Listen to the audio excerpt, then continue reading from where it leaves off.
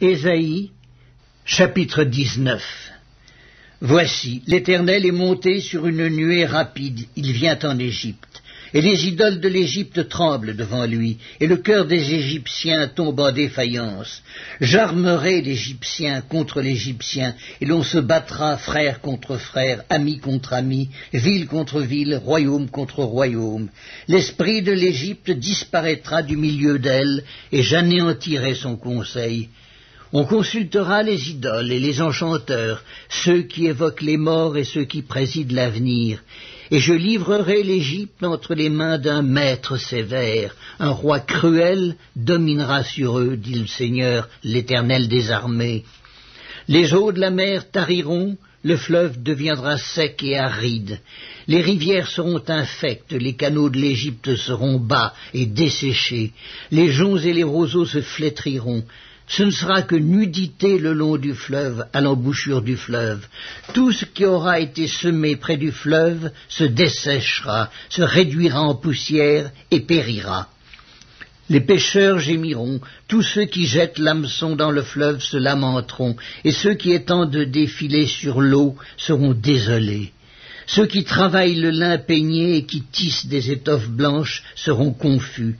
Les soutiens du pays seront dans l'abattement, tous les mercenaires auront l'âme attristée. Les princes de Tsoan ne sont que des insensés, les sages conseillers de Pharaon forment un conseil stupide. Comment osez-vous dire à Pharaon, « Je suis fils des sages, fils des anciens rois » Où sont-ils donc tes sages ? Qu'il te fasse des révélations et qu'on apprenne ce que l'Éternel des armées a résolu contre l'Égypte. Les princes de Tsoan sont fous, les princes de Noph sont dans l'illusion, les chefs des tribus égarent l'Égypte. L'Éternel a répandu au milieu d'elle un esprit de vertige pour qu'il fasse chanceler les Égyptiens dans tous leurs actes, comme un homme ivre chancelle en vomissant.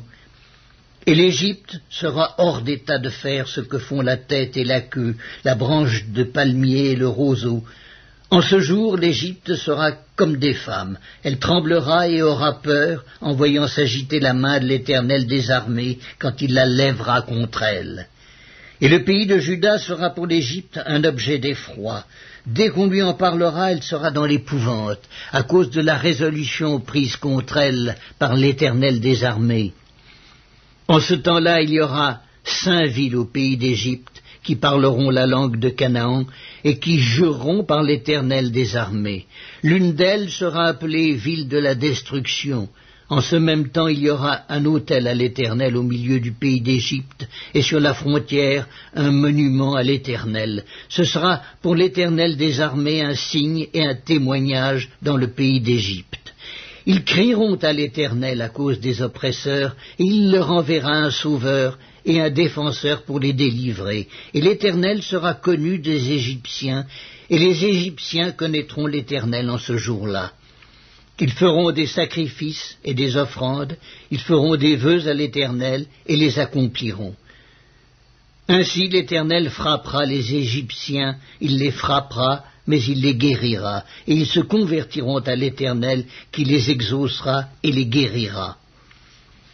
En ce même temps, il y aura une route d'Égypte en Assyrie. Les Assyriens iront en Égypte et les Égyptiens en Assyrie, et les Égyptiens avec les Assyriens serviront l'Éternel.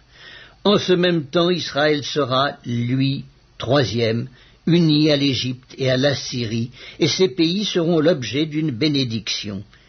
L'Éternel des armées les bénira en disant « Béni soit l'Égypte, mon peuple, et l'Assyrie, œuvre de mes mains, et Israël, mon héritage. »